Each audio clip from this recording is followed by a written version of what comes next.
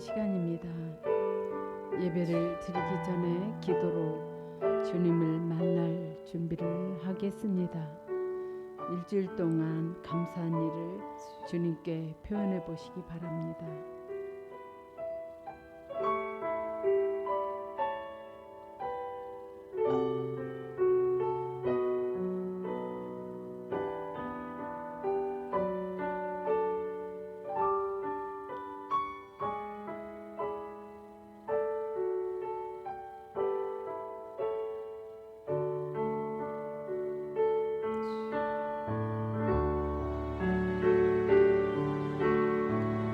회개 기도를 드립니다. 주님, 제가 무엇을 회개할까라고 여쭤보시고 성령님께 죄를 깨닫게 해달라고 구하시기 바랍니다.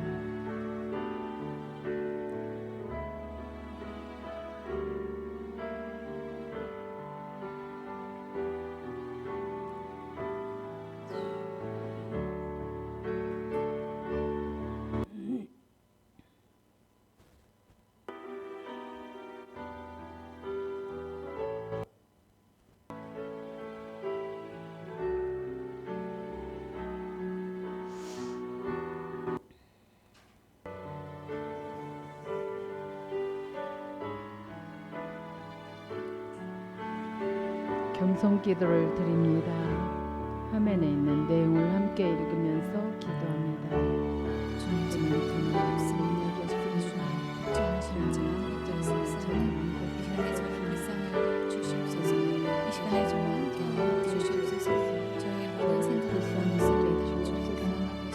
생각을 내리면서 제 고집도 버립니다.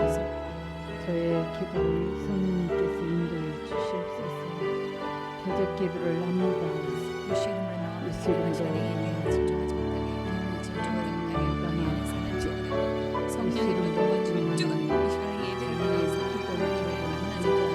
예수님의 경험하지 못하게 방해하는 사단 예수 이름으로 말하니 하나님의 음성을 듣지 못하게 방해하는 사단 예수 이름으로 말하니 내 안에서 성령의 불과 예수 이름으로 말하니 관심을 가지지 않는 영도 떠나 예수 이름으로 명하니 이 시간에 모든 잡생각은 제거돼 성령의 불과 질주 모든 피곤과 졸음은 떠나가고 예수 피로 시켜져 성령의 불과 질주 예수 이름으로 명하니 예수님과 나와의 관계 가운데에서 방해하는 사단 제거돼 예수 이름으로 말하니 떠나가고 성령의 불과 질주 이 시간에 모든 세상의 영을 떠나가 예수 이름으로 말하니 떠나갈 줄 모든 불신앙과 세상에 대한 염려 불안과 두려움은 내 안에서 제거되고 성령의 불과 질주 모든 막막함과 답답함은 제거돼 예수 이름으로 말하니 떠나갈 줄 주님과 나와의 관계가 회복되지 못하게 방해하는 사단 제거돼 이 시간에 내 안에 있는 모든 교만의 영은 제거되고 깨지고 성령의 불과 질주 모든 반항심과 고집 완고함은 제거되고 예수 피로 씻겨질지어다 성령의 불과 질주 마음의 모든 냉랭함은 떠나가 예수 이름으로 말하니 떠나가고 성령의 불과 질주 예수 이름으로 명하노니 하나님의 음성을 내가 듣지 못하게 방해하는 사단 제거돼 예수 이름으로 말하니 떠나갈 줄 성령의 불과 질주 영분별을 방해하는 사단 예수 피로 씻겨져 성령의 불과 질주 사단이 늘 악하고 더러운 생각은 내 안에서 제거되고 성령의 불과 질주 이 시간에 모든 혼미함은 제거돼 모든 미련함과 우둔함은 제거되고 성령의 불과 질주 예수 이름으로 명하노니 이 시간에 모든 영적인 막힘은 떨어져 기도의 응답을 방해하는 사단 예수 이름으로 말하니 떠나갈 줄 예수 이름으로 명하노니 내 안에 있는 모든 부정적인 감정이나 생각은 제거돼 예민함은 예수 피로 씻겨지고 성령의 불과 질주 모든 어두운 낙심과 실망과 좌절함은 내 안에서 제거돼 예수 피로 씻겨져 성령의 불과 질주 예수 이름으로 명하노니 내 안에 틈타 들어온 사단 제거돼 방해하는 사단 예수 피로 예수님의 보혈의 능력을 묵상하도록 합니다.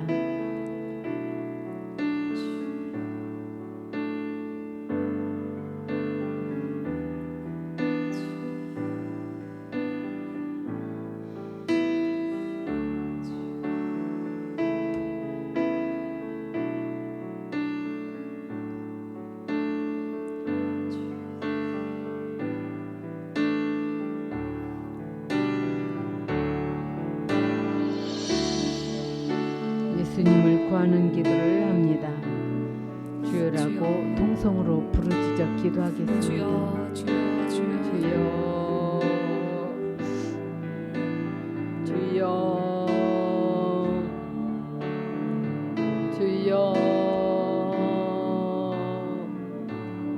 주여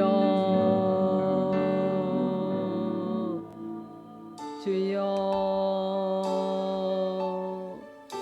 주여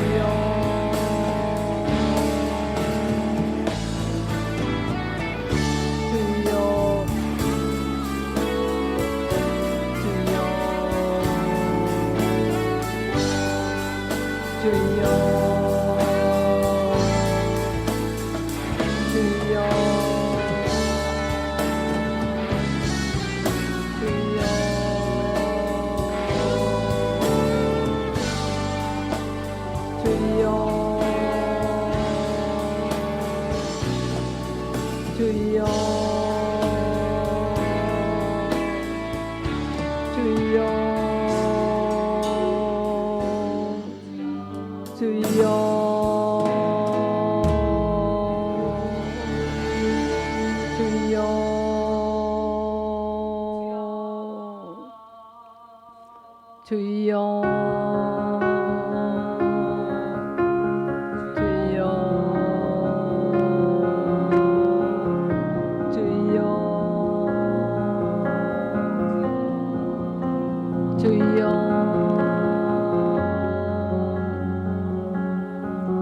성령 충만을 위해서 기도합니다. 성령이여 임하소서. 성령이여 임하소서.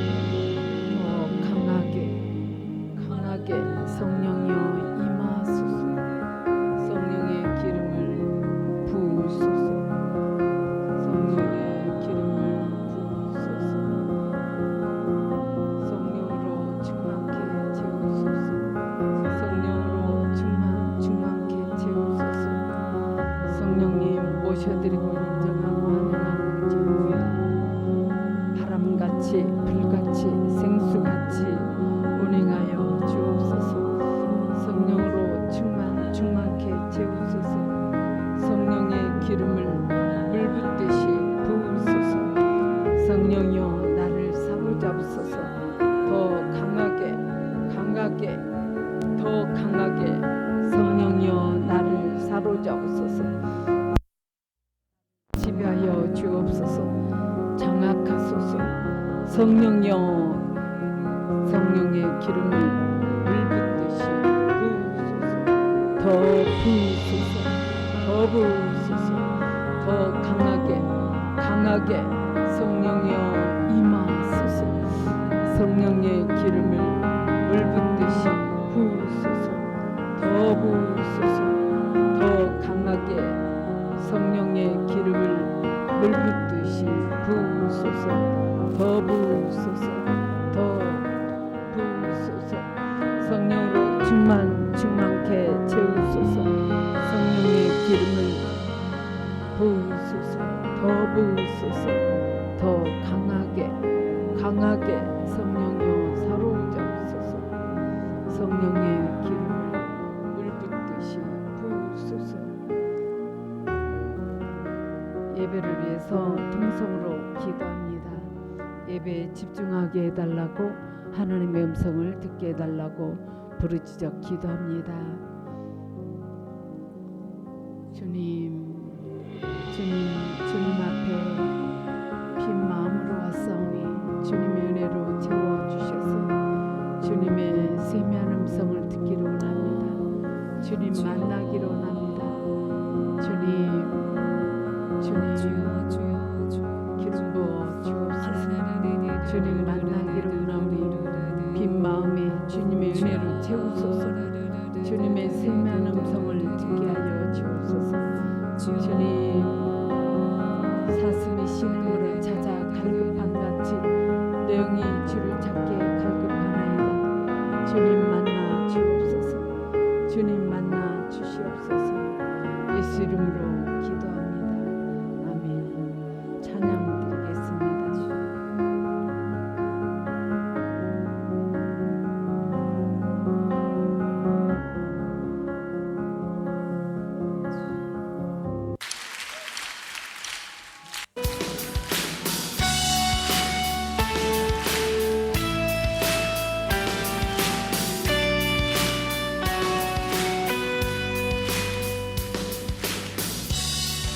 내 마음을 지키는 주님의 그 사랑 변함없네.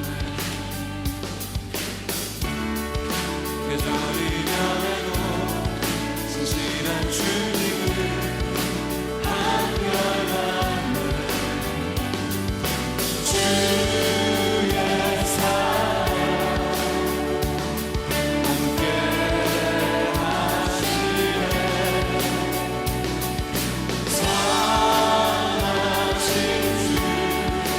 하나님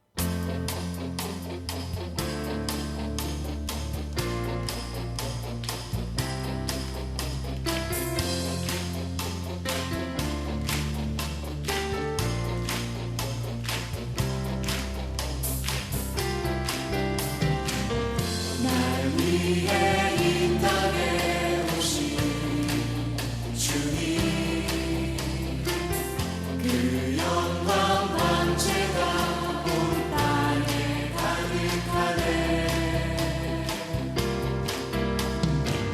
십자가 지신 놀라운 사랑 세상을 대신해 죽으셨네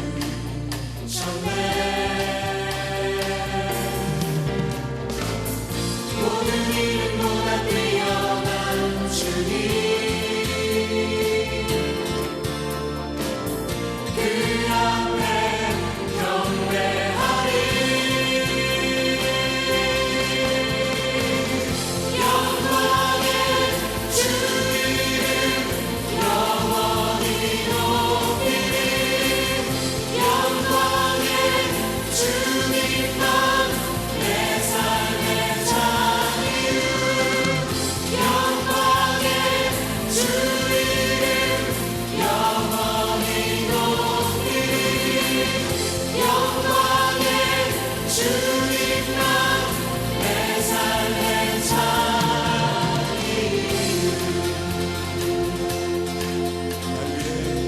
날 위해 이 땅에 오신 주님 그 영광 광채가 온 땅에 가득하네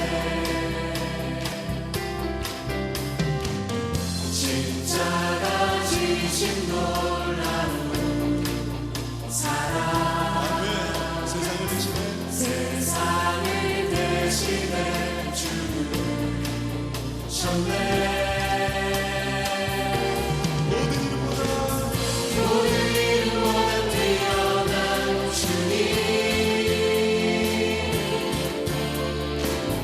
그 앞에 경배하리 영광의 주 이름 영원히 높이리 영광의 주님만 내 삶의 자유 영광의 주 이름 영원히 높이리 영광의 주님만 내 삶의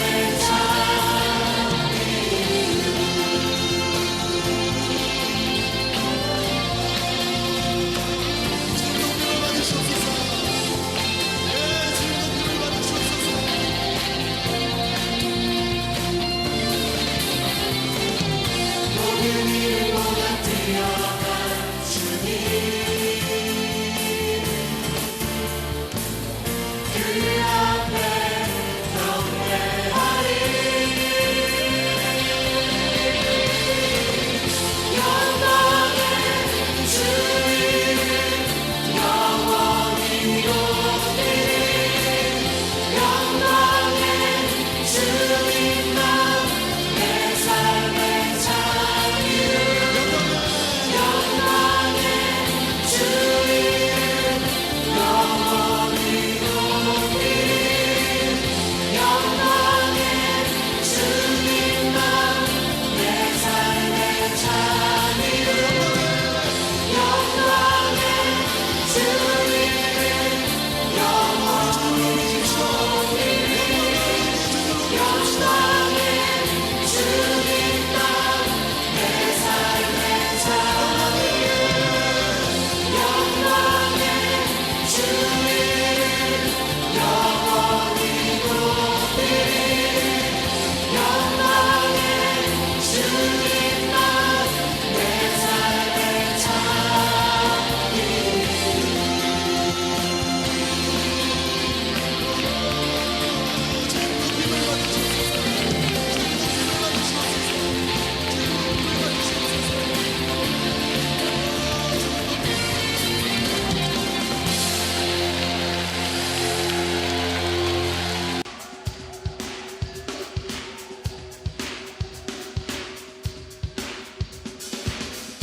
오늘의 주님 내게 생명 주시니 당신은 내게 같이 날 구원하신 주께 나의 모든 것 드려 나 날마다 주를 찬양하기 원하네.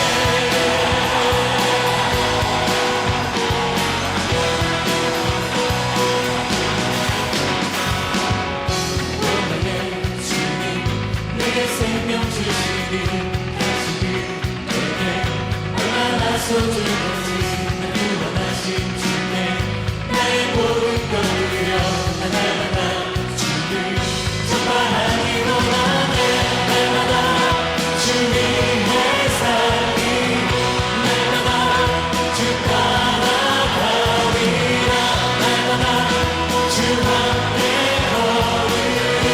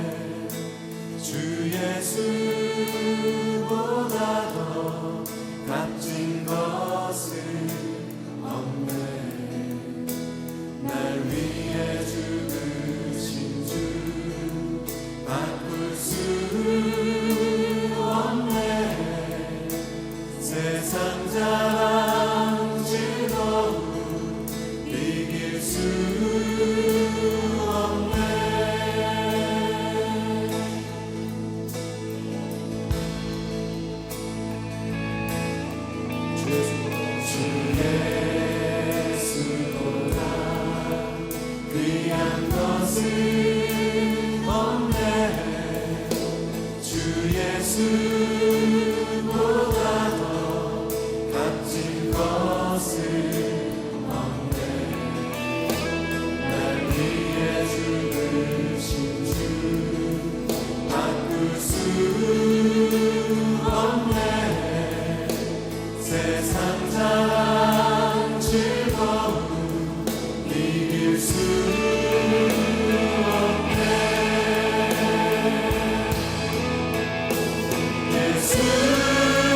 예수보다 더 귀한 것은 없네.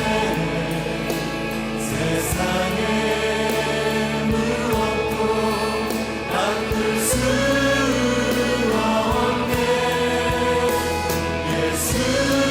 예수보다 더 귀한 것은 없네.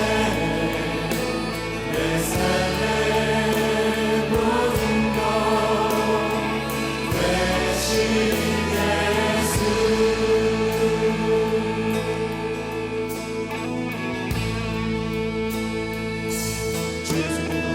주 예수보다 귀한 것은 없네. 주 예수보다 더 값진 것은 없네. 날 위해 죽으신 주 바꿀 수 없네. 세상 자랑 즐거움 이길 수 없네.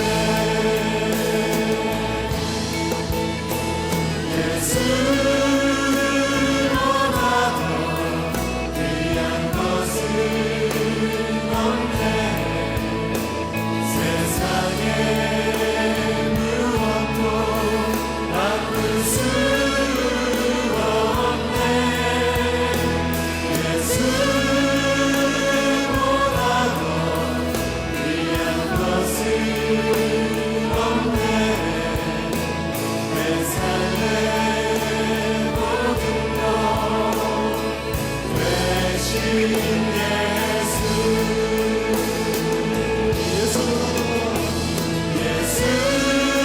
예수보다 더 귀한 것은 없네. 세상에 무엇도 바꿀 수 없네.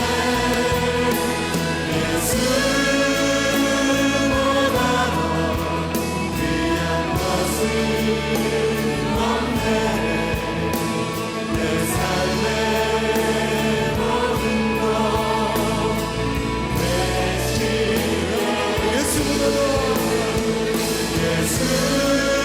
예수보다 더 귀한 것은 없네. 세상에 무엇도 바꿀 수 없네. 예수보다 더 귀한 것은 없네. 내 삶의 모든 것 대신 예수.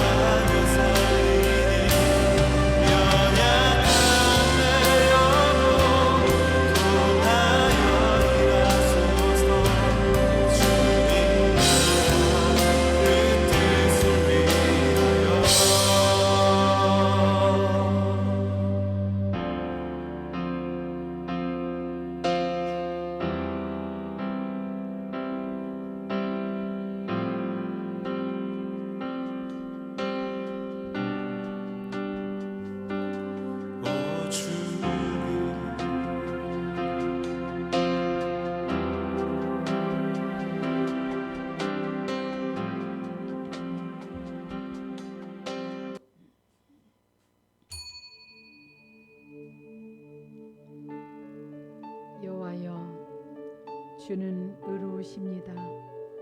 주의 법도는 옳습니다. 주의 약속은 확실함으로 주의 종이 그것을 사랑합니다. 주의 의로움은 영원하며 주의 법은 진리입니다. 어려움과 걱정이 내게 있지만 주의 명령들이 나의 기쁨이 됩니다. 내게 깨달음을 주셔서 살게 하소서. 여호와여, 내가 마음을 다해 주를 부릅니다. 내게 대답하여 주소서. 그리하면 내가 주의 명령들에 복종할 것입니다. 내가 주께 부르짖습니다. 나를 구원해 주소서. 그리하면 내가 주의 법규들에 복종할 것입니다. 내가 새벽 이전에 일어나 도움을 요청하며 부르짖습니다. 나는 나의 소망을 주의 말씀에 두었습니다. 내가 밤새도록 깨어 있습니다. 내가 주의 약속들을 깊이 생각하고 있습니다. 주의 사랑에 따라 나의 소리를 들어주소서. 여호와여, 주의 법도에 따라 나의 생명을 보존하소서. 여호와여, 주는 가까이 계십니다. 주의 모든 명령들은 진리입니다. 나의 고통을 보시고 나를 구원해 주소서. 내가 주의 법을 잊지 않겠습니다. 내가 주장하는 것을 변호해 주시고 나를 구원해 주소서. 주의 약속에 따라 나의 생명을 보존해 주소서. 여호와여, 주는 불쌍히 여기시는 분이십니다. 주의 법도에 따라 나의 생명을 보존해 주소서. 아멘.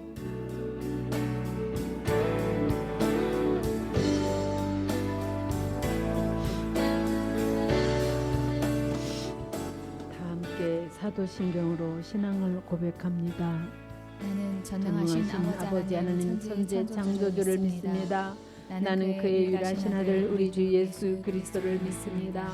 그는 성령으로 잉태되어 동정녀 마리아에게는 나시고 본디오 빌라도에게 고난을 받아 십자가에 못 박혀 죽으시고 장사된 지 사흘 만에 죽은 자 가운데서 다시 살아나셨으며 하늘에 오르시어 전능하신 아버지 하나님 편한 자 계시다가 거기로부터 살아있는 자와 죽은 자를 심판하러 오십니다.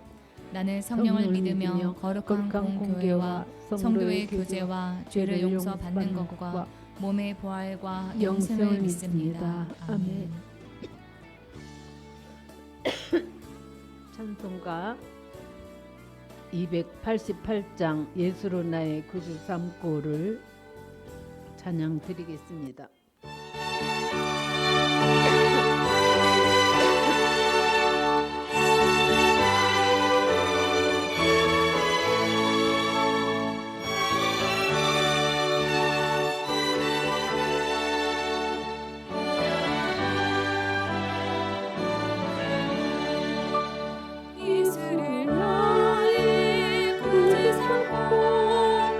성령과 피로 써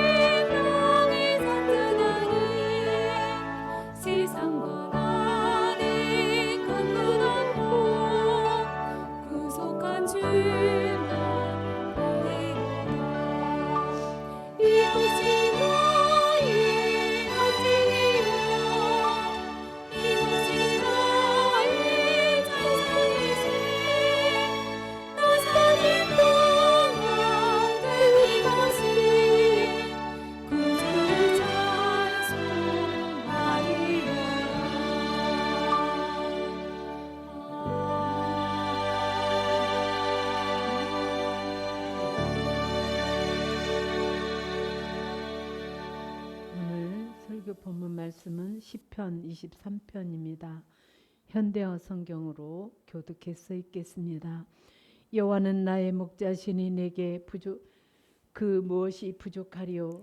편이시라 푸른 풀밭으로 인도하시고 고유시라 시원한 시냇가로 데려가시네. 내게 생기를 불어넣으시고 똑바른 길로만 이끌어 주시니 주님이 아니고서야 주님의 이름 아니고서야 어찌 그러리. 나 죽음 그늘 드리운 깊은 골짜기 지난다 해도 아무런 두려움 없이 가리라. 주께서 내 곁에 함께 계시니 목자 손에 들려있는 지팡이와 막대기처럼 인도하여 주시니 하고 많은 시름 사라져 버리고 이 마음 이렇듯 든든하여라.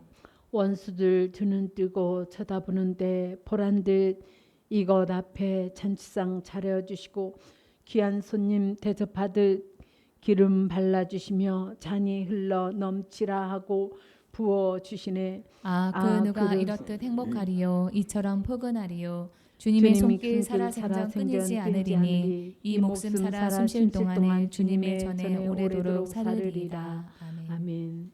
전도사님 나오셔서 말씀 전해 주시겠습니다.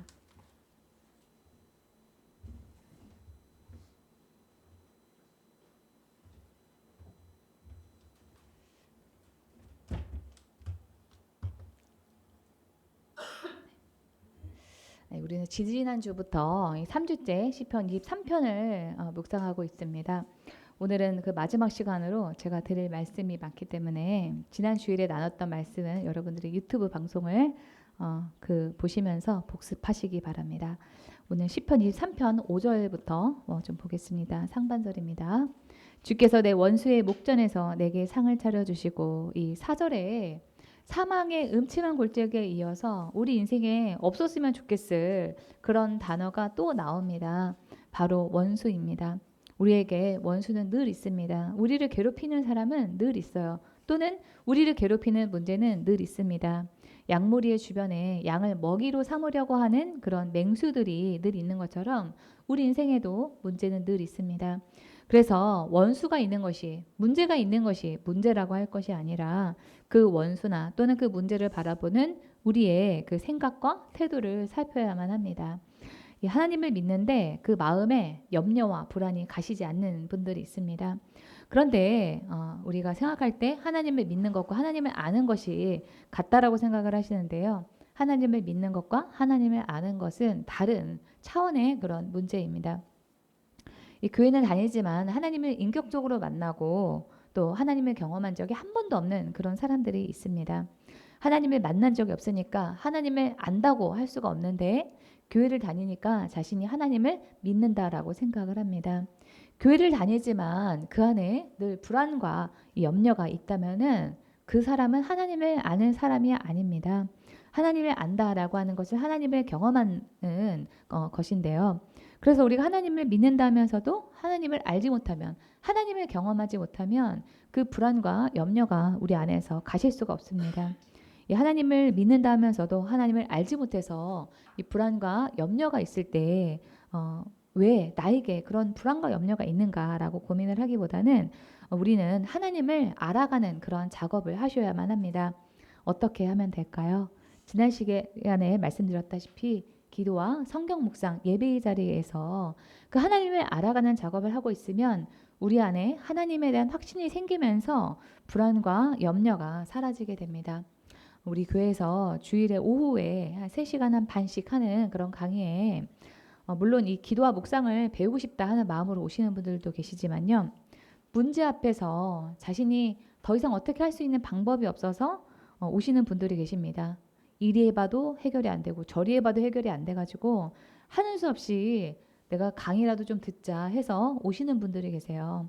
그런데 많은 경우에 그게 문제 해결의 방법이 된다라고 하는 것을 제가 수년간의 관찰을 통해서 알았습니다. 문제 해결을 위해서 왔는데 희한하게 강의를 1년을 듣고 나면은 그 문제가 어느새 해결이 되어 있는 모습을 제가 많이 봤습니다. 그 이유는 우리 교회의 그 강의를 듣게 되면서 하게 되는 게 바로 하나님을 알게 되는 그런 경험이기 때문입니다. 기도하고 묵상하면서 하나님의 음성을 듣고 예배에 대한 그런 지식을 배우면서 예배를 드리는 그 태도를 바꿔 나가다 보면은 예배 가운데 하나님을 경험하게 되면서 하나님을 알아가게 됩니다. 어떤 집사님께서 딸이 고등학교 2학년 때부터 신촌에 있는 대형 병원의 정신과에서 우울증 치료를 받으러 다녔습니다. 그런데 고3 때는 우울증이 더 심해져가지고 이 아기가 이 학교도 안 가기 시작을 하더니 급기야는 이 병원에서 받은 그 처방받은 약을 한꺼번에 먹고 의식을 잃는 그런 일이 발생했습니다. 그렇게 우울증이 심한데 병원을 아무리 다녀도 차도가 없고 아이가 스트레스를 먹는 걸로 풀어서 살은 30kg가 넘게 찌는 그런 일이 생겼어요. 그러니까 이 엄마 속이 속상하죠. 마음이 아픈 것을 먹는 걸로 풀고 있으니까 이 딸한테 그만 먹으라고 할 수도 없고 또 살을 빼라고 잔소리를 해서 스트레스를 줄 수도 없어가지고 이 애가 먹고 있을 때 이 어머니는 옆방에서 울었다고 하시더라고요. 그렇게 자식이 아프면은 부모도 함께 아픕니다. 그래서 이 병원을 이제는 좀 다른 병원으로 옮겨야지 되나 그거를 상의하러 저희 교회에 오셨습니다. 제가 기도해 보니까 주님이 이 딸은 정신병을 앓고 있는 게 아니라 방황하고 있다는 거예요. 그러니까 병원을 다니지 말고 이 딸을 위해서 기도하십시오. 제가 이렇게 권면을 드렸는데 이 집사님께서 주변 사람들이 병원 진료나 그러나 약을 끊게 되면은 나중에는 병원에 입원해야 될 수도 있다. 이렇게 얘기를 했다는 거예요. 그래서 그럼에도 불구하고 이 집사님께서 결단을 하시고 딸이 다니는 그 정신과 병원과 약을 끊고 저희 교회에 강의를 계속 다니기 시작을 하셨습니다. 그렇게 1년이 지나서 강의 코스를 다 끝낼 때쯤에 이 집사님의 딸은 정신과 병원을 다니지 않고도 우울증이 좋아지고 살은 1년 만에 30kg가 넘게 빠졌습니다. 살을 빼라고 잔소리할 필요도 없이 이 딸이 알아서 스스로 야식과 배달 음식을 끊고 음식 조절을 하면서 운동을 해가지고 아주 예뻐졌습니다. 이 집사님의 신앙이 강의를 듣고 묵상을 하면서 좋아지니까 딸의 건강도 좋아지고 예뻐지고 하는 그런 일이 일어나게 된 겁니다. 기도와 성경 묵상, 그 예배의 자리에서 우리가 하나님을 알아가는 그 작업을 하고 있으면 우리 안에 하나님에 대한 확신이 생기면서 불안과 염려가 사라지게 될 뿐만 아니라 실질적으로 당면에 있던 그런 삶의 문제, 삶의 고민까지도 해결된다라고 하는 그런 사실을 제가 여러 번 경험을 했습니다. 원수가 있는 것과 같은 그런 문제는 늘 우리의 목전에 있습니다. 그러나 예수 믿는 우리는 그 원수만 보면서 문제만 보면서 근심하는 그런 사람들이 아닙니다. 우리에게는 원수의 목전에서 상을 차려주시는 그 주님이 계시기 때문입니다. 원수만 바라보면 우리에게는 근심과 두려움, 불안과 염려가 떠나지 않을 것이지만 예수님이 계시기 때문에 그 주님이 계시기 때문에 우리가 그 원수 앞에서도 즐겁게 식사를 할 수 있습니다. 그렇게 하려면 우리가 어떻게 해야 된다고요? 기도와 예배 또 말씀 묵상의 자리에서 하나님을 알아가는 작업을 하고 있으면 된다라고 말씀드렸습니다. 이런 작업을 통해 주님의 그 일하심에 대한 확신으로 원수 앞에서도 즐겁게 식사를 하는 저와 여러분이 되기를 소망합니다. 오늘 본문 5절에서 다윗이 저자 원수의 목전에서 내게 상을 차려주신다라고 하는 이 상은요 우리가 일상적으로 밥을 먹는 그런 상이 아닙니다. 그래서 현대어 성경에서는 이 5절을 원수 두 눈 뜨고 쳐다보는데 보란 듯 이것 앞에 잔치상을 차려주시고 라고 번역을 합니다. 그러니까 잔치상은 좋은 일이 있을 때 우리가 차리는 거니까 원수들 앞에서 좋은 일로 잔치를 벌이면서 그 일을 보는 원수의 그 배를 아프게 하고 원수의 코를 납작하게 하는 것이다 이렇게 우리가 생각을 합니다. 승리해 하고 또 그들을 눌러서 원수들을 눌러서 쾌감에 찬 모습으로 잔치상을 누리는 것이 아닌가 우리가 이 말씀을 볼 때 이렇게 생각을 하는데요. 좋은 일이 있는 것은 맞지만 잔치를 벌이면서 원수를 소외시키고 원수를 보고만 있게 하라고 하나님께서 우리에게 잔치상을 차려주시는 것이 아닙니다. 이 성경 전체적인 관점에서 봤을 때 하나님이 우리에게 원수 앞에서 잔치상을 차려주시는 그 이유는 원수 보란 듯이 우리를 그 지켜 세워주시는 것을 넘어서서요. 원수와 함께 그 상을 누리라고 하나님께서 우리에게 잔치상을 차려주시는 겁니다. 먼저 이 시의 저자 다윗이 그랬습니다. 다윗의 인생의 최대의 원수는 사울이었습니다. 다윗이 막 세상에서 장수로서 인정을 받아갈 때 사울 왕이 다윗을 질투해서 다윗을 10년 동안 죽이려고 쫓아다녔습니다. 그래서 다윗은 내가 이러다가 죽겠구나 하는 그런 생각으로 필사적으로 도망을 다녀야 했습니다. 그런데 하나님께서 사울을 죽이시고 다윗을 그 다음 왕으로 사울의 자리에 앉혀주심으로써 진짜 원수의 목전에서 상을 차려주시는 그런 일을 다윗이 경험하게 되었습니다.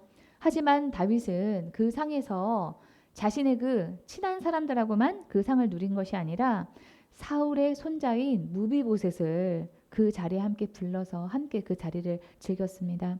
당시에 전쟁 후에 사울의 손자이고 또 요나단의 아들 중에서 무비보셋만이 유일하게 살아남았는데요. 다윗은 그 무비보셋에게 사울이 가졌던 그 땅에 대한 그 권리를 다 주고 자기와 한 식탁에서 먹을 수 있는 그런 은혜를 베풀었습니다. 왕의 식탁에서 함께 먹는다는 것은 왕의 측근이 된다는 뜻이에요.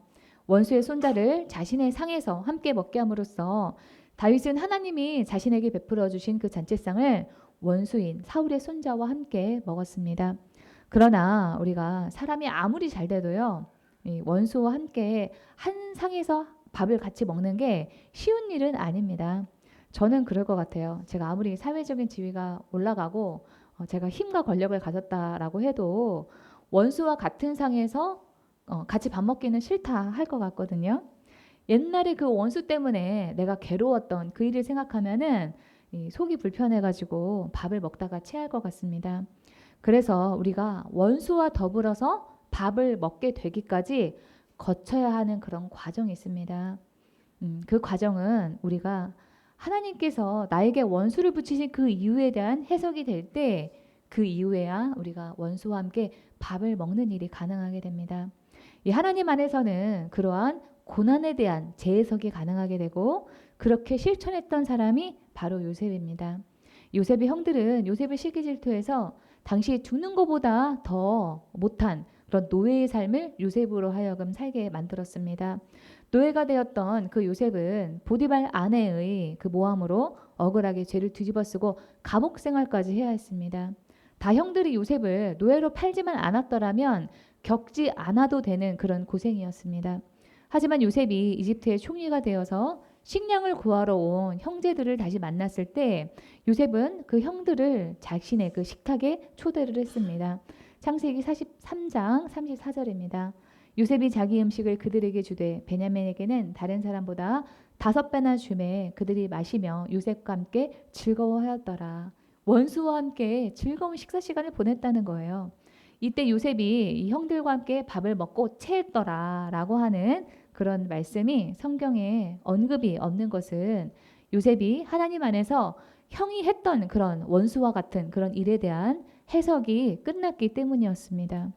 더 나아가 아버지 야곱이 죽은 다음에 이 요셉의 형들이 요셉이 복수를 할까봐 떨고 있을 때 요셉이 형들에게 이렇게 말합니다. 창세기 50장 19절에서 21절입니다. 요셉이 그들에게 이르되 두려워하지 마소서 내가 하나님을 대신하리이까 내가 하나님 대신 복수를 하겠냐 이런 뜻이에요.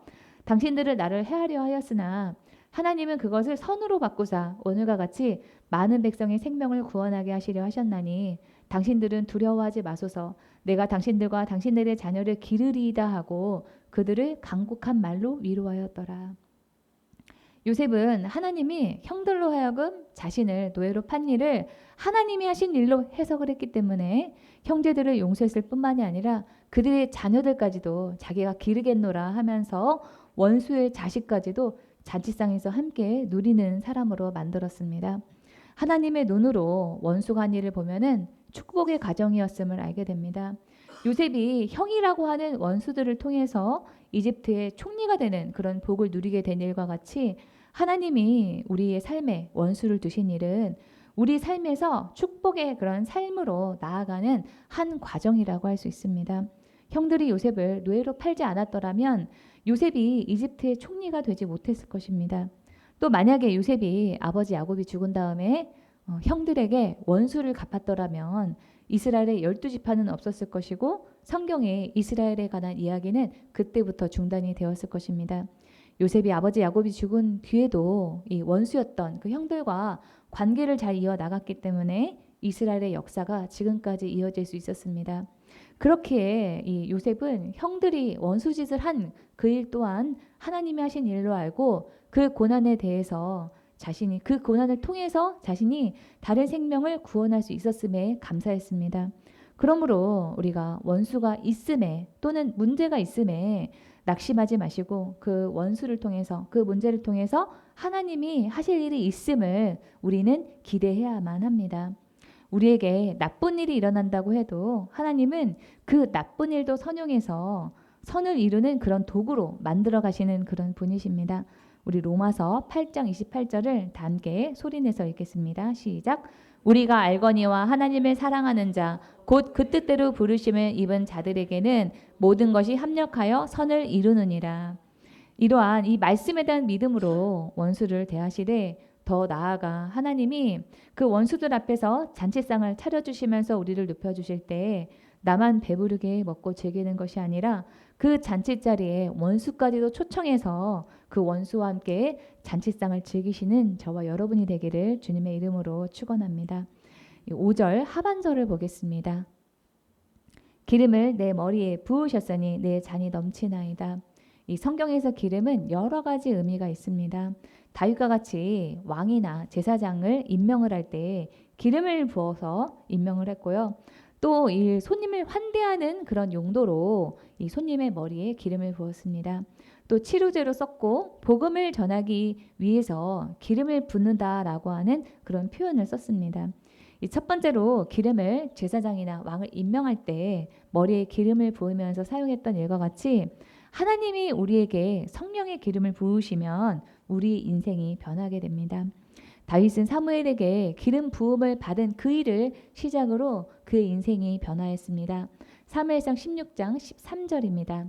사무엘이 기름 뿔병을 가져다가 그의 형제 중에서 그에게 부었더니 이날 이후로 다윗이 여호와의 영에 크게 감동되니라. 이날부터 다윗은 아버지의 양을 치는 그런 목동이 아니라 이스라엘 백성들을 다 기르고 먹이고 하는 그런 왕으로 변했습니다.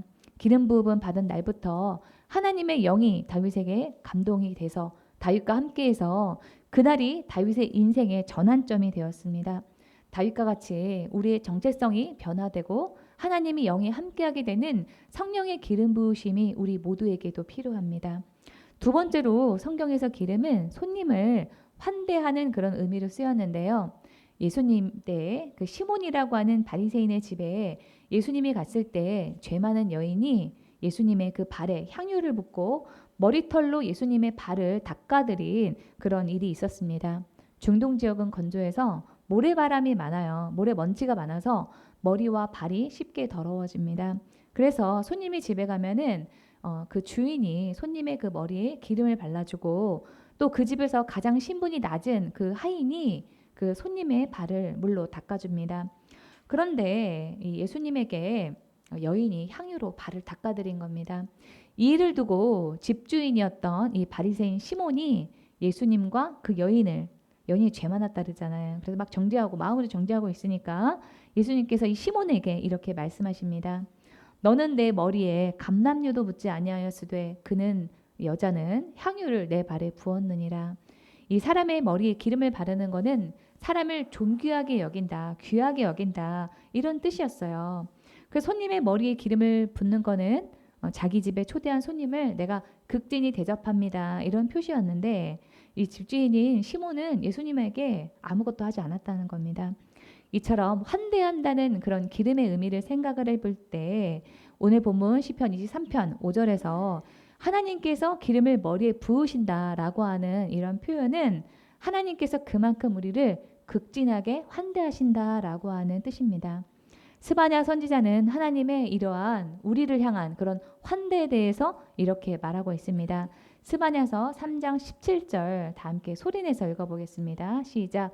너희 하나님 여호와가 너희 가운데 계시니 그는 구원을 베푸실 전능자이시라. 그가 너로 말미암아 기쁨을 이기지 못하시며 너를 잠잠히 사랑하시며 너로 말미암아 즐거이 부르며 기뻐하시리라 하리라. 하나님께서 우리를 보시면서 기쁨을 이기지 못하신다라고 하는 그 사실을 우리가 말로만 들어서는 잘 모릅니다. 여러분이 모두가 다 경험을 하셔야 되는데 어떻게 알 수 있을까요? 그것은 여러분이 기도하고 묵상할 때 또는 예배를 드리면서 잠잠하게 하나님의 마음을 느껴보려고 하시는 겁니다.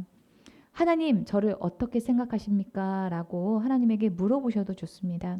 하나님이 나를 어떻게 생각하시는가? 그것을 생각하면서 잠잠하게 그 하나님의 마음을 느껴보려고 하면은 여러분에게 하나님께서 하나님의 그 마음을, 여러분을 보면서 기뻐하시는 그 마음을 알게 해 주실 겁니다. 저는 예전에 제가 기도를 하면서 하나님이 저를 어떻게 생각하시냐고 물어봤어요. 그랬더니 하나님께서 제가 초등학생 때, 한 초등학교 한 1, 2학년 되는 그 모습이었을 때 학교에서 이 학교 일과가 다 끝나고 집에 가는 그런 모습을 보여주셨습니다. 그때 저희 학교가 언덕 위에 있었는데요. 그래서 언덕의 밑을 이렇게 제가 내려가면서 막 신발 주머니를 막 돌리면서 신나가지고 학교 끝났다 이러면서 신나가고 제가 막 집에 가는 거예요. 빨간 옷을 입고. 근데 하나님께서 그 모습을 보시면서 나도 기쁘다. 하나님의 그런 마음을 저에게 느끼게 해주셨습니다. 하나님께서 저를 흐뭇하게 보시는 그 마음을 느끼게 해주셨어요. 그러면서 주님이 저에게 뭐라고 말씀하시냐면은 너의 그 성장하는 그 모습을 보는 그 기쁨이 나에게 큰 기쁨이었다. 이렇게 말씀해 주시는 거예요. 그때 느낀 그 하나님의 그 기쁜 그 마음이 지금도 잊혀지지가 않습니다. 저만 그렇게 하나님께서 예뻐하시고 사랑하시겠습니까? 여러분을 향한 하나님의 마음도 마찬가지입니다. 다윗이 시편 23장에서 기름 부음을 받을 때 뭘 잘해서 하나님이 다윗의 머리에 기름을 부었다. 이런 말이 없어요. 그것은 하나님께서 아무 이유 없이 하나님이 우리를 기뻐하신다라고 하는 그런 뜻입니다. 하나님은 아무 이유 없이 여러분이 뭘 잘하고 못하고 상관없이 여러분 모두를 다 기쁘게 생각하십니다. 여러분이 그러한 하나님의 그 마음을 여러분들이 직접 느껴보시고 그 기쁨으로 살아가시기를 바랍니다. 세 번째로 이 성경에서 기름은 치료제로 쓰였습니다. 누가복음 10장에 보면은 선한 사마리아인에 대한 그런 비유가 나오는데요. 어떤 사람이 강도를 만나 폭행을 당해서 거의 죽게 되었을 때 이 사마리아인이 그 사람에게 부은 것이 바로 기름이었어요. 10장 누가복음 10장 33절입니다. 어떤 사마리아 사람은 여행하는 중 거기 이르러 그를 보고 불쌍히 여겨 가까이 가서 기름과 포도주를 그 상처에 붓고 싸매고 자기 짐승에 태워 주막으로 데리고 가서 돌보아 주니라.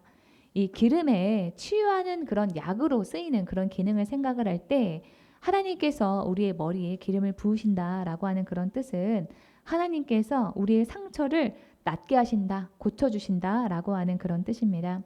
우리가 성령의 기름을 바르면은 우리의 안에 그런 문제, 안에 있는 상처뿐만 아니라 밖에 있는 상처까지도 치유가 됩니다.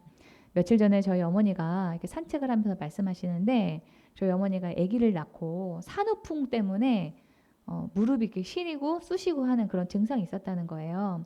찬바람을 쐬면은 관절이 쑤시는 그런 증상이 있었는데 예수 믿고 난 다음에 그 증상이 희한하게 사라졌다 이런 말씀을 하시더라고요.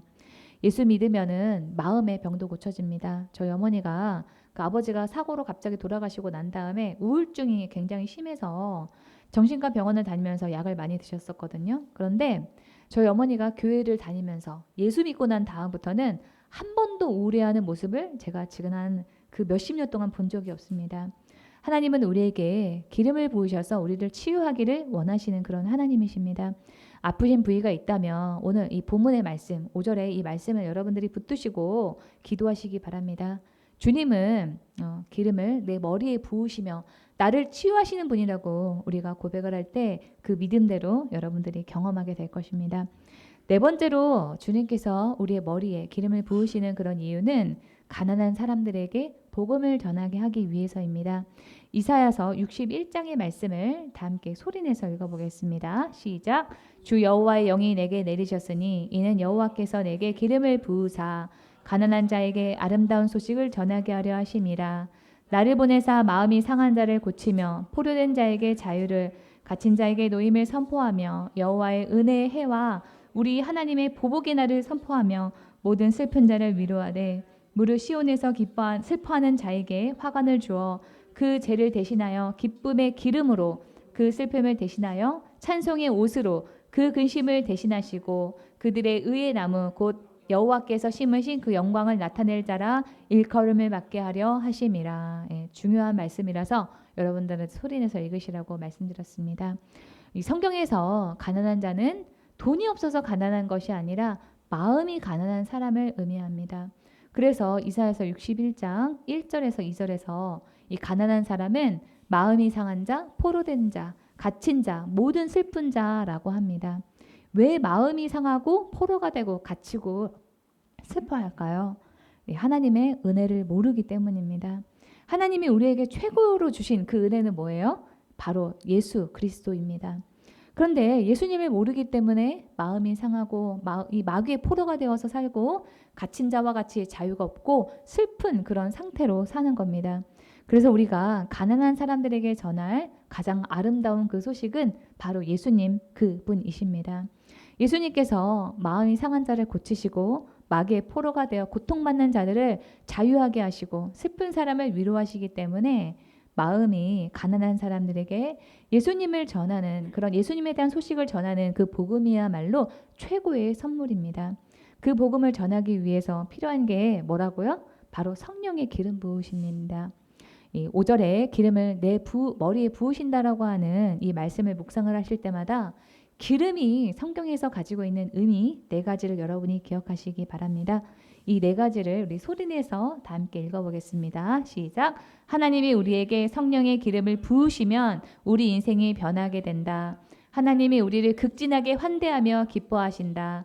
하나님이 우리의 상처를 고쳐주신다. 하나님은 우리로 하여금 가난한 자에게 복음을 전하게 하신다.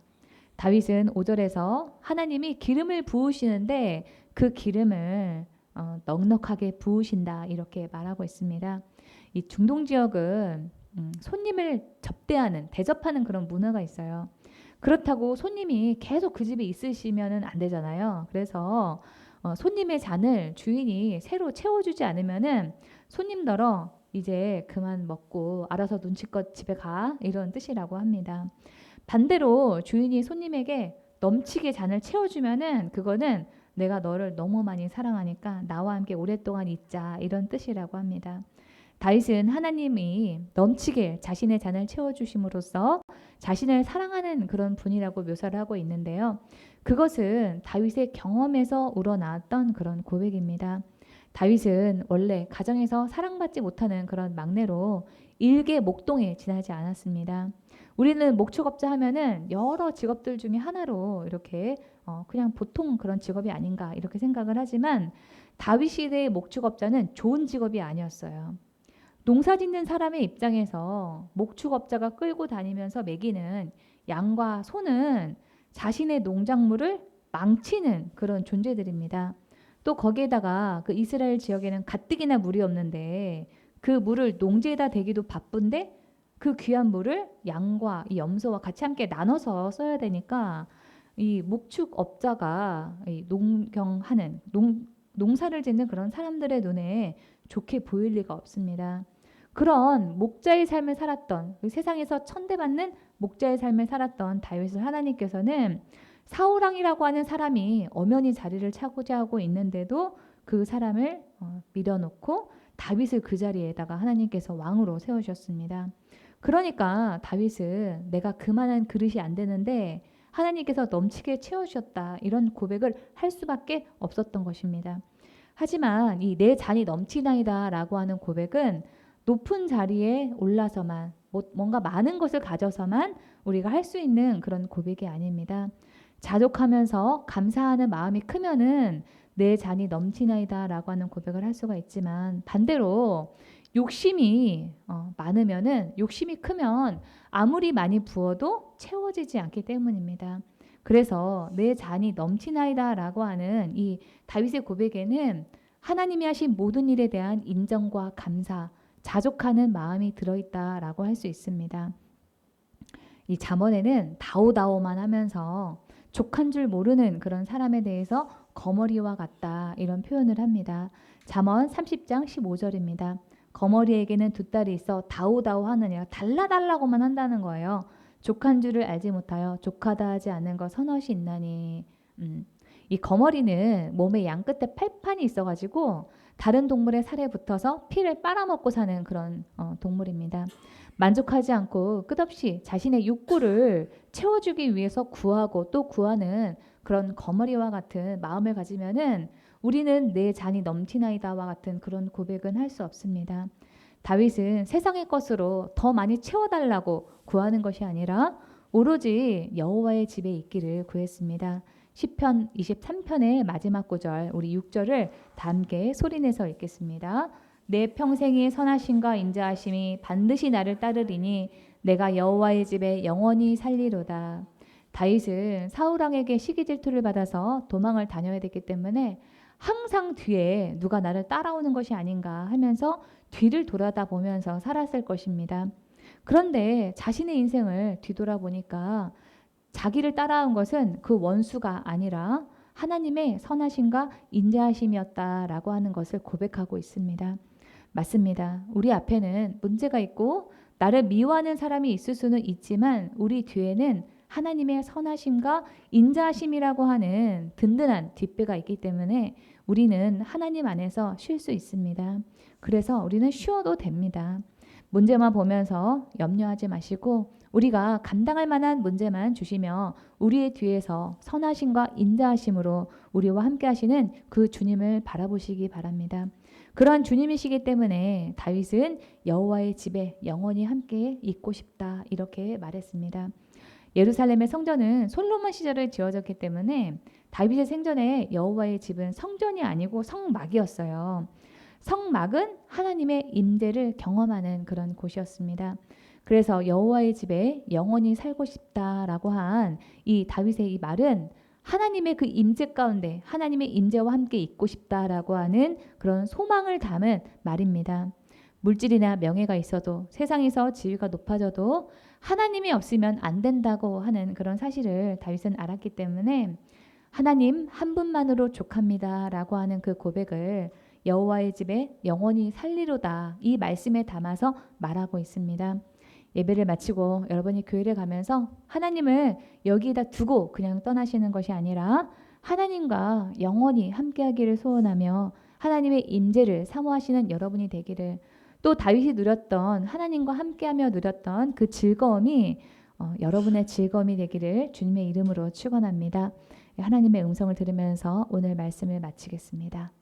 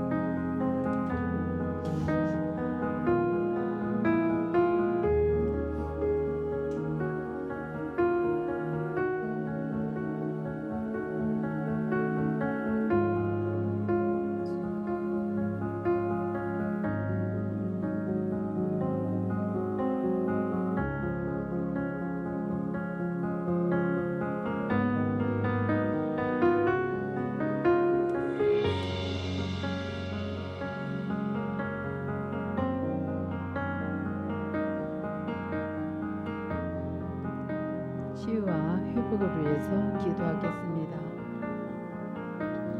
본인의 일터와 사업을 위해서 진로의 문제를 돌파를 위해서, 아프신 분은 치유를 위해서, 각자에게 처한 개인적인 문제를 위해서 주여 삼창 부르고 통성으로 기도하겠습니다. 주여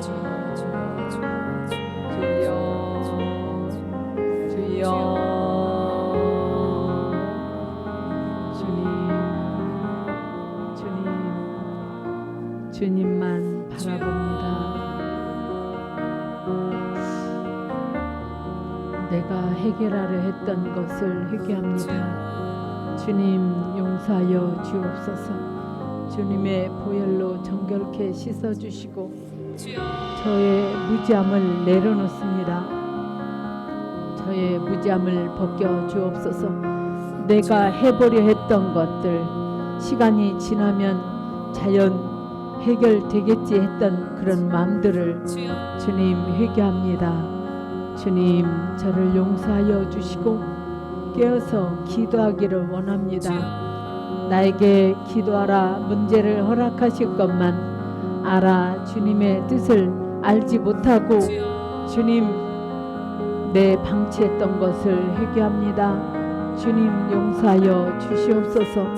주님 이제부터는 더욱 이 문제 하나하나를 가지고 기도하겠습니다. 해결이 될 때까지 결코 물러서지 않겠습니다. 원수의 목전에서 상을 베푸시는 주님만 바라보고 이 문제가 해결될 때까지 깨어서 기도하겠나이다. 주님 저를 붙들어 주셔서 원수의 목전에서 상을 베푸시는 주님을 경험하게 하여 주옵소서. 주님 깨어서 기도할 수 있도록 주님 저에게 기도할 수 있는 의지를 더욱 불어넣어 주옵소서. 주님 제가 의지가 부족합니다. 주님 결코 물러서지 않는 굳건한 믿음에 세워 주옵소서. 주님 앞에 깨어서 원하옵기는 더욱 저에게 더 큰 믿음을 주시옵소서. 원수의 목전에서 상을 베푸시는 주님을 만나기를 원합니다. 주님 사모하는 심령 위에 주께서 더 큰 믿음을 주시옵소서. 주님 앞에 기도할 수 있는 기도집교회 성도들이 다 되게 하여 주시옵소서.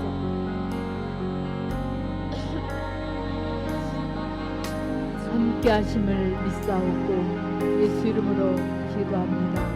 아멘.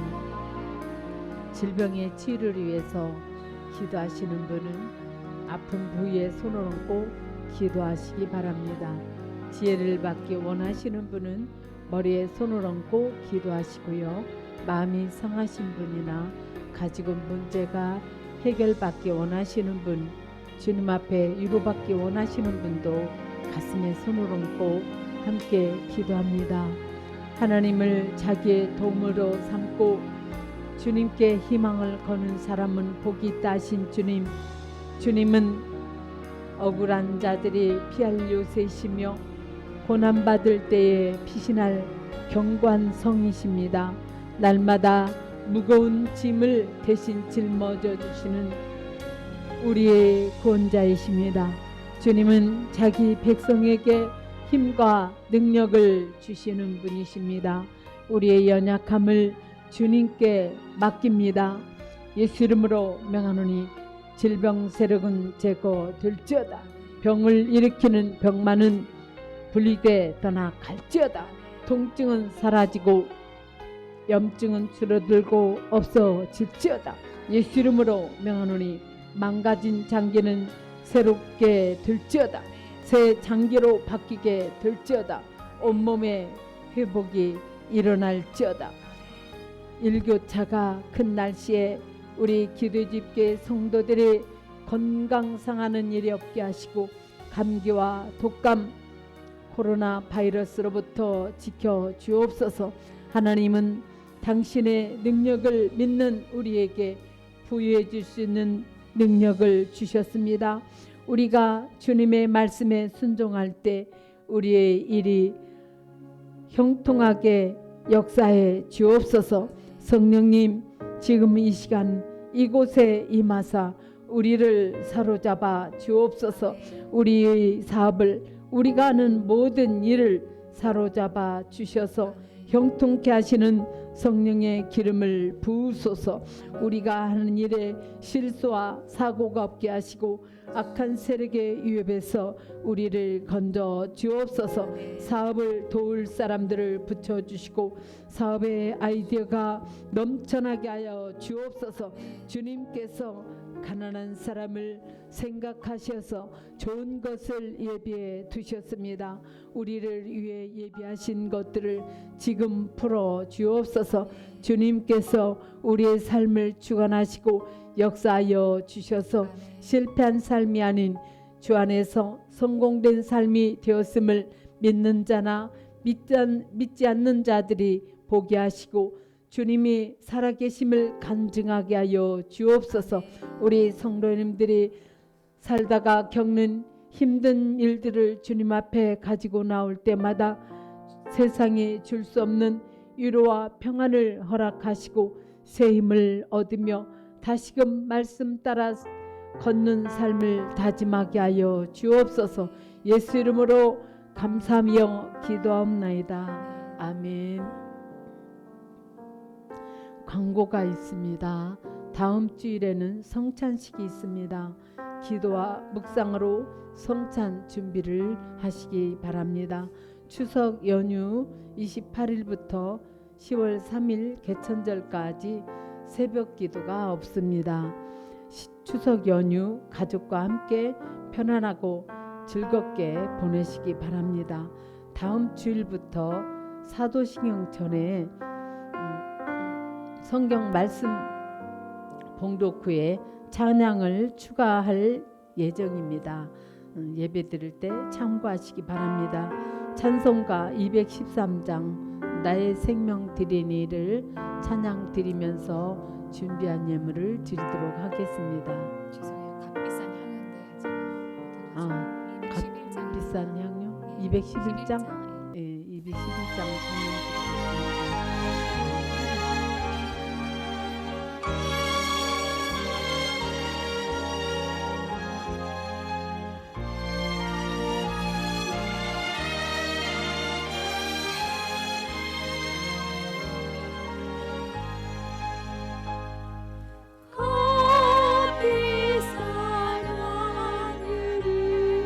주께 드리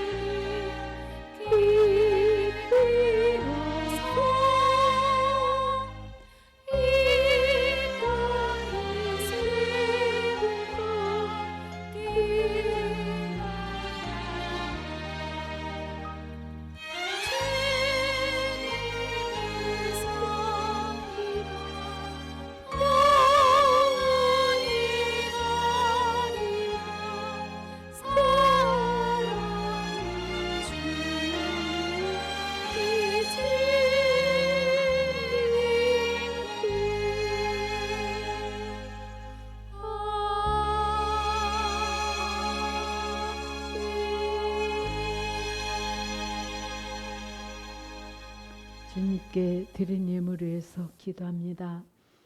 항상 있는 문제와 문제들을 보며 근심하는 우리가 아니라 원수의 앞에서 잔치상을 베푸시는 하나님을 바라보기를 원합니다. 성령의 기름 부으심으로 고난을 하나님의 관점으로 해석하는 우리 되게 하시고 원수들과 함께 하나님이 베푸신 은혜를 누리는 관용의 정신을 부어 주옵소서. 기름을 넘치게 부어주시는 주님을 신뢰하며 끝없는 욕심으로 불만족하는 삶이 아니라 작은 것에도 감사하며 하나님이 내 잔이 넘치게 채워주셨음을 찬양하기를 원합니다. 여호와 다윗의 여호와의 집에 거한다는 말은 우리 여호와와 늘 함께 살겠다는 고백입니다. 주님을 늘 우선하여 모시고 가정에서나 직장에서나 잠잘 때나 일할 때나 앉았을 때나 걸어갈 때나 들어올 때나 나갈 때나 주님과 항상 함께 있길 소망합니다. 하나님 한 분으로 즐거움을 삼는 우리 모두 되게 하여 주옵소서. 주님만을 우리 삶의 주인으로 섬기며 살겠다는 결단으로 주님께 귀한 예물을 드립니다. 자원하는 마음과 기쁨으로 드리는 헌신을 주님께서 받으시고 축복을 우리의 삶과 가정과 하는 일과 자녀들 위해 넘치게 하여 주옵소서. 심는 사람에게 심을 씌워 먹을 양식을 공급하여 주시는 하나님께서 우리에게 씨를 마련하여 주시고 그것을 여러 갑절로 늘려주시고 의의 열매를 증가시켜 주실 것입니다. 이 예물이 쓰여지는 곳곳마다 주님의 복음의 역사가 일어나게 하시고 주님의 영광만이 온전히 드러나게 하여 주옵소서. 예수 이름으로 기도하옵나이다. 아멘.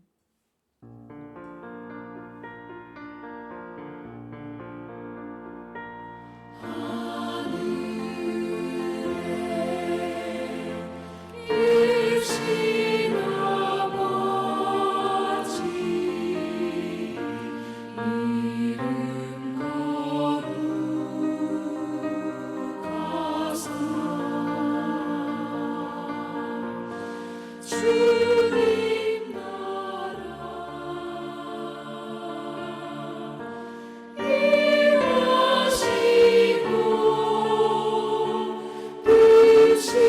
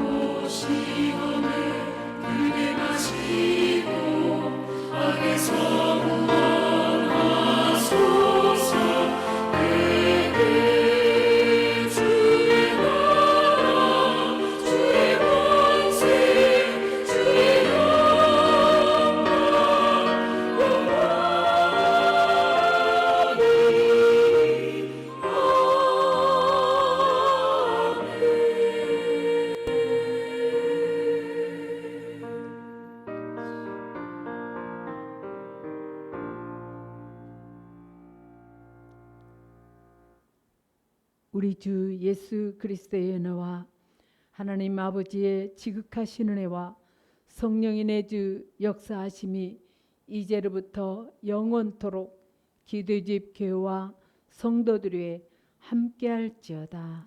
아멘.